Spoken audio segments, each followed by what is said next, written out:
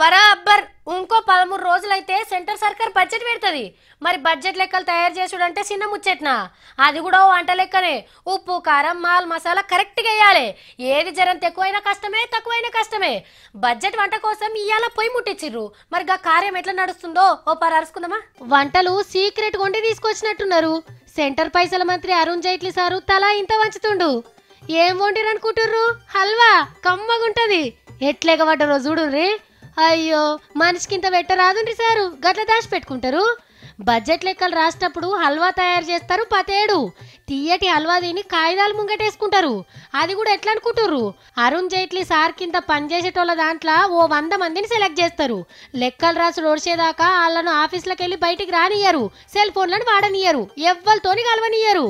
ఆఫీసులోనే వండుకోవాలి, ఆఫీసులోనే తిని పని చేయాలి. గంత సీక్రెట్ గా రాస్తారన్నట్టు లెక్కలు. అరుణ్ జైట్లీ సారు, ఈ తాపకు మీకోసం చాలా త్యాగాలు చేసినాం, అష్ట కష్టాలు పడ్డాం. మీరేం చెప్తే అదే చేసినాం. మా బాధలు కష్టాలను ఓ పారి యాద్ చేసుకొని బడ్జెట్ వంటను షురూ చేయండి సారు.